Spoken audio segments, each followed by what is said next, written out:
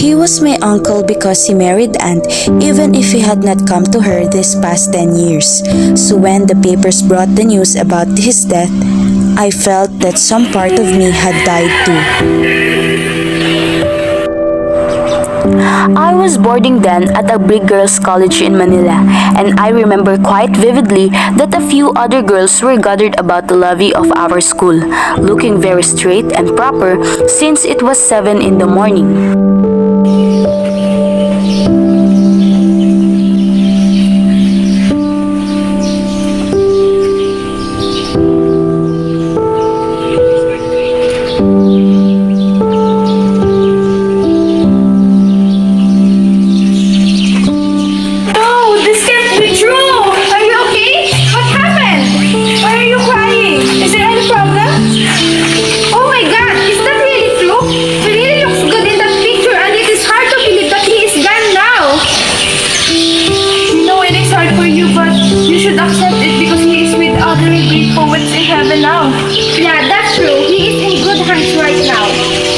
She tried to be brave while she read that her uncle had actually been the last of a distinct school of Philippine poets.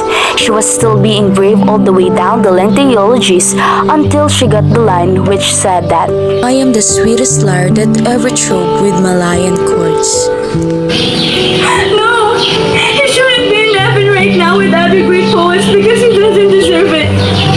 My uncle had not only deserted my poor Aunt Sophia, but he had also been living with another woman these many years. And you know what? What's the most horrible of all? He had probably died in her embrace.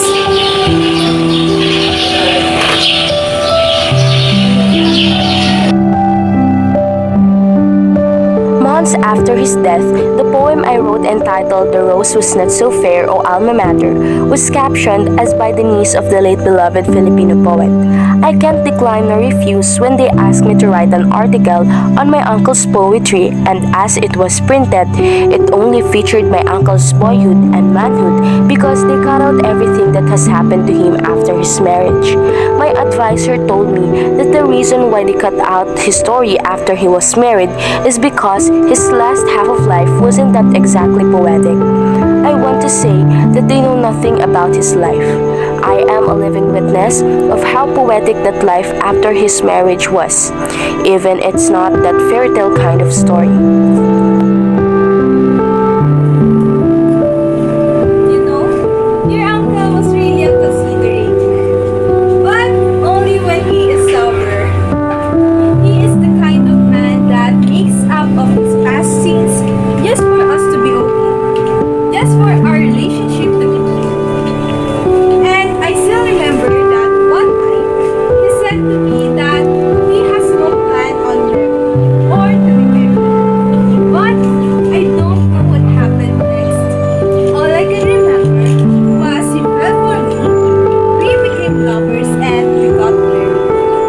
That's so sweet. It's like a fairy tale, Aunt Sophia. I wish I could get a man like Uncle. If I were you, I wouldn't wanna wish that. I want you to have a wonderful life. So, what happened next, Aunt Sophia? I love your uncle and I always forgive you whatever painful things he does to you. But there is one thing that I know I just wanted to teach him a lesson, so I tied him to a chair using a strong rope. 'Cause that time, he was so drunk. After that night, I never saw him drunk again. He didn't even spoke to me after that incident. All I can remember was he walked out of our door. I thought he'll just go outside to calm himself. But he never came home. I remember those even if I was just a little kid. Shortly after Uncle went away, my aunt sent me to my uncle's hotel with a letter from her. My uncle ushered me to his room.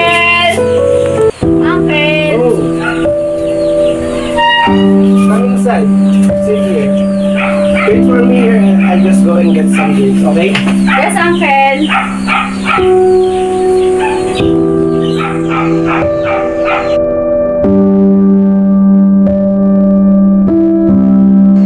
Here.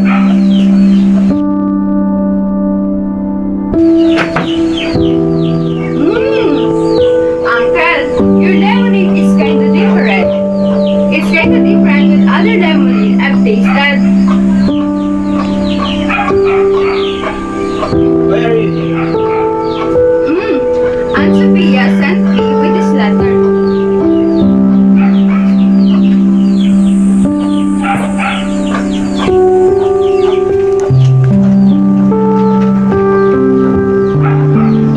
How is she? Uncle, after you left home, Aunt Sophia was so stressed and always thinking what you're doing in your life. I know it is hard for her to accept our situation right now. You know, she ate at least 2 crabs every meal. That's why she's getting fatter and fatter. I don't know why I tell that something crazy. My aunt will get mad if she will know that I tell uncle that she is getting fatter and fatter. Oh gosh, I'm so sorry, Aunt Sophia. If that is so, I think you must prioritize your Aunt Sophia's health.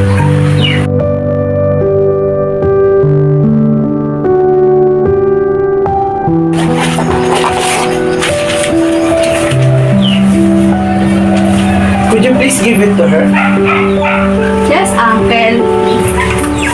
Thank you so much. I think I should go home now. You know you could have some lemonade every time you come here, okay? Yes, Uncle. Take care. Thank you. Bye, Uncle. Auntie! Yes? You're acting so weird. Say haha. Haha. Why? Gosh, come on, let's go to the sink.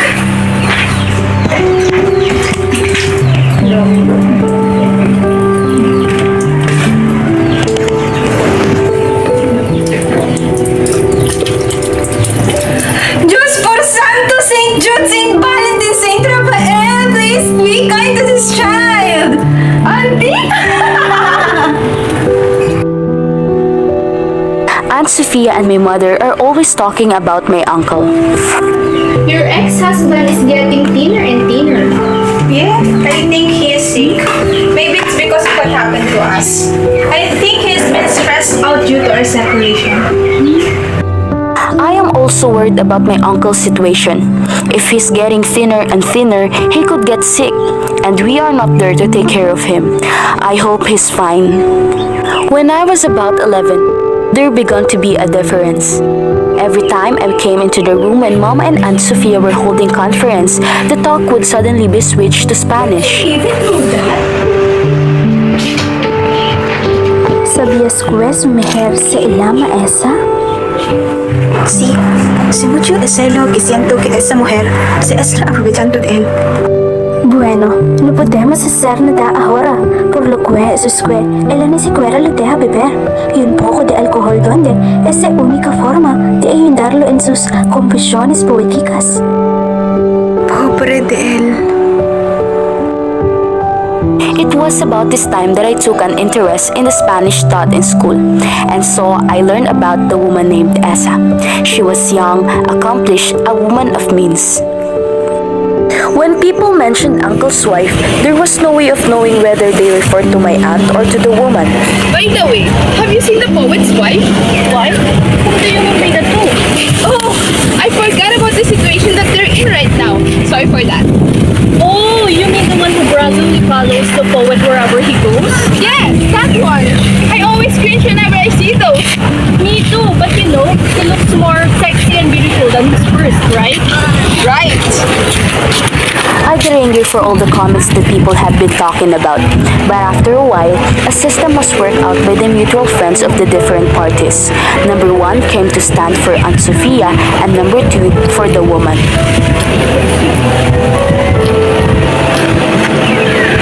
I hadn't seen Uncle since the episode of Lemonade, but one day, Good morning, class. Follow me and come to the lecture room.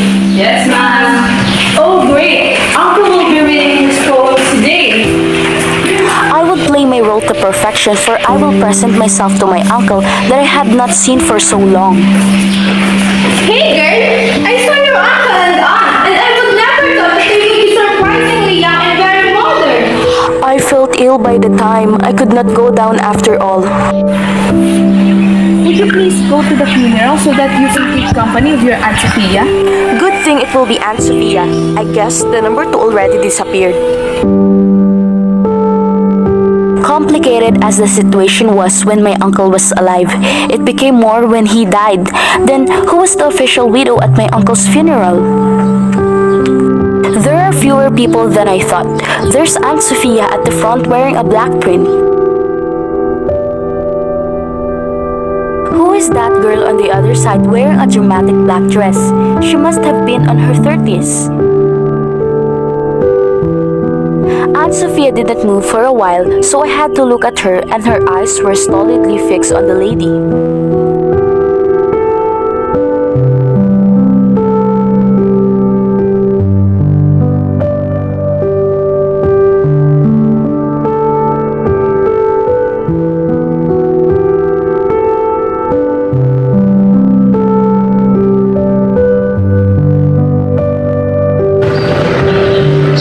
You're not lying in the beauty of that uncle.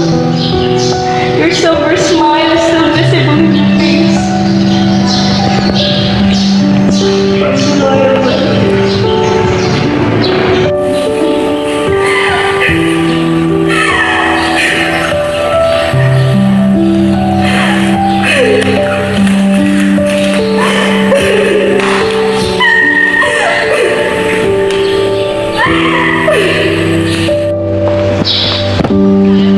I feel guilty thinking about this while I am here, but it seems everything is out of place. First, there were 2 women. Both feels like having the right for their portion in this funeral. Both seems to be important people, yet they seem to be unmindful on each other's presence. It's my first time seeing him. The mistress immediately approaches Aunt Sophia to talk to her in private, while most of the men took a gaze at her face to identify who the woman is.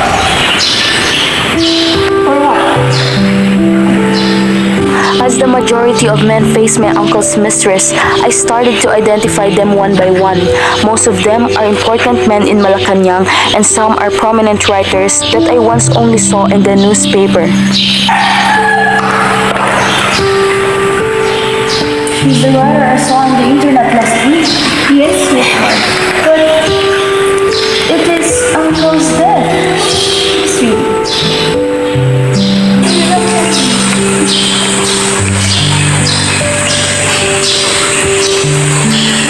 How are you, Sophie? I'm still not good. I can't accept the fact that he died. I can't remember anything else. Dear family, always remember that we are healthy.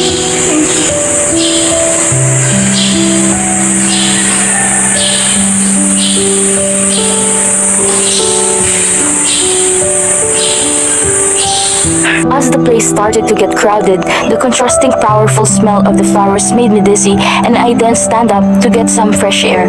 I glanced back at my aunt and to my surprise, I can see some people are whispering something to Aunt Sophia's ear.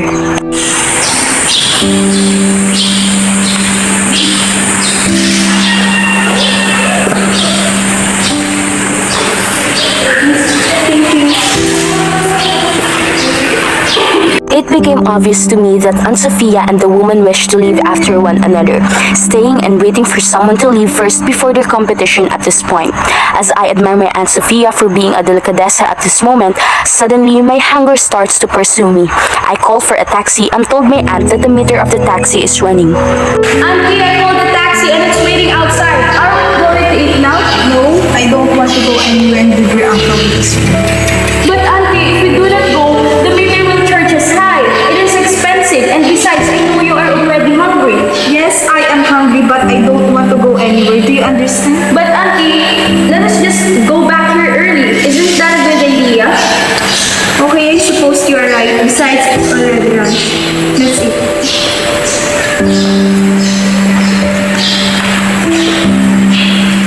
1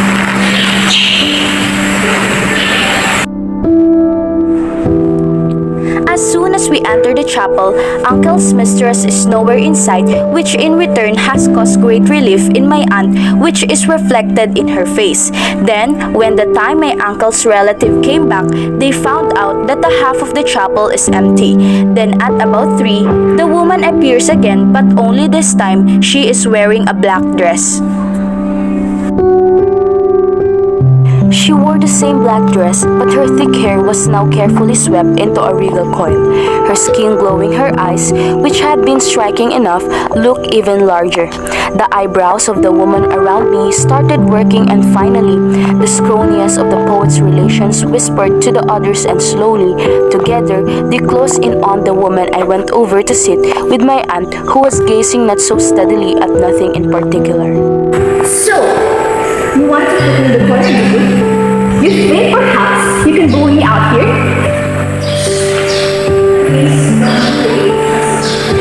No, it's you who are creating this issue.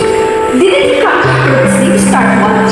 We're only trying to make you see the reason if you are thinking of the development. Let's see who has heard it. I understand that you want me to leave, isn't it? Now that he is dead and can speak for me, you think that I should quietly hide in the corner? Let me ask you. During the war when the poet was hard up, do you suppose I deserted him? Whose jewels do you think we sold when he did not make money? When he was ill, who was it who stayed at his side? Who took care of him during all those months? And who peddled his books and poems to the publishers so that he could pay for the hospital and doctor's bill? Did any of you come to him then? Let me ask you that. Now that he is dead, you want me to leave his side so that you and that vieja can have the honors and have your picture taken with the president. That's what you want, isn't it? To pose with the president.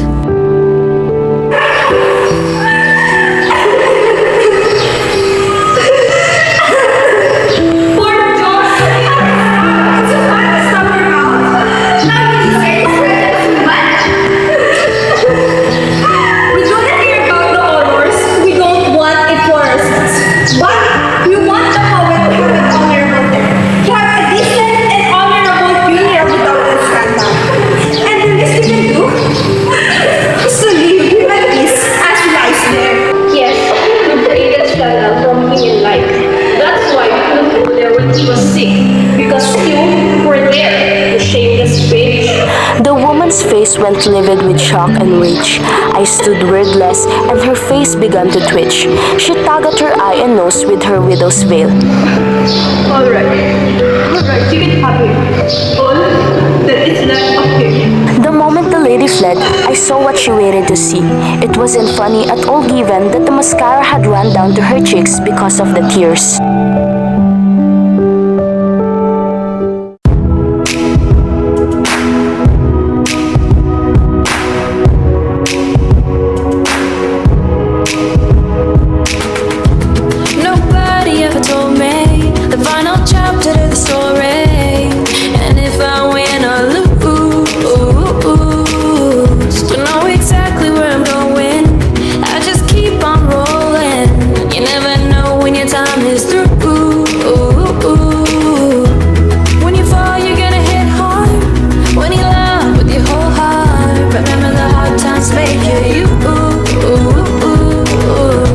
When we'll show the world they're not gonna break us.